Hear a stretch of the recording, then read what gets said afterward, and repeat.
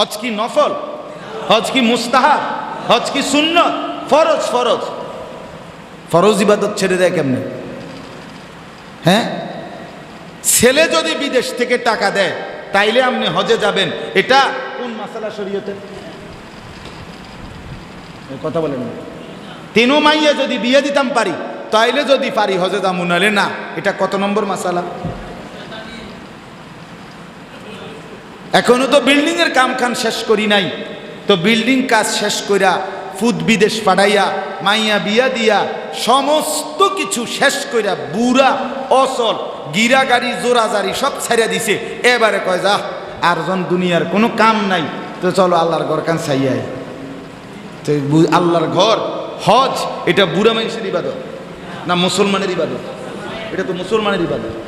হজ্জের মাস, হজ্জের এই পবিত্র মাসে আমি কোরআনুল কারীমের আয়াত পড়ছি, শুধু তর্জমা বলি।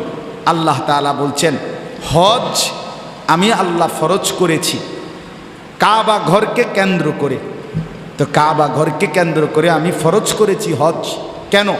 আল্লাহ বলেন এই কাবার অনেকগুলো বৈশিষ্ট্য, এই বৈশিষ্ট্যগুলো থাকার কারণে আমি আল্লাহ হজ ফরজ করেছি। এক নাম্বার, ইন্না আউয়ালা বাইতিন, কাবার প্রথম বৈশিষ্ট্য এই জমিনের প্রথম ঘর কাবা। দুই নাম্বার, উদিআ লিন্নাস, এই ঘরটা বানানোই হয়েছে মানুষের জন্য। সুবহানাল্লাহ, কার জন্য?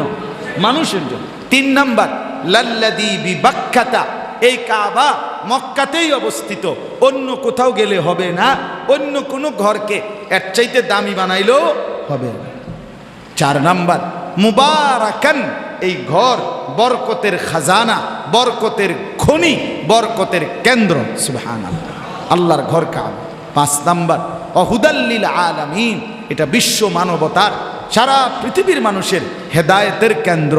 এখানে আসলে হেদায়েত মিলে যাবে, আল্লাহকে পেয়ে যাবে, আখিরাতের সন্ধান মিলবে, চোখে পানি আইসাই যাবে, কবরের ভয় জাগবেই, আখিরাতের প্রেরণা আসবেই।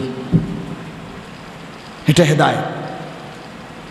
ছয় নাম্বার, ফিহি আয়াতুম বাইয়িনাত, রব্বুল আলামিন বলে এই কাবার চারদিকে আমি রব্বুল আলামিনের অগণিত কুদরতের নিদর্শন।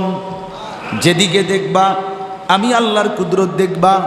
কাবার দরজা দেখলে দেখবা আমার কুদরত, কাবার পাশে হাজরে আসওয়াদ পাথর দেখলে বুঝবা আমার কুদরত, কাবার গিলাফ দেখলে বুঝবা আমার কুদরত, কাবা ঘরের পানি পড়ে যেই মিজাব সেটা দেখলে বুঝবা আমার কুদরত, হাতিমে কাবা দেখবা আমার কুদরত, জমজম দেখবা আমার কুদরত, সাফা মারওয়া দেখবা আমার কুদরত,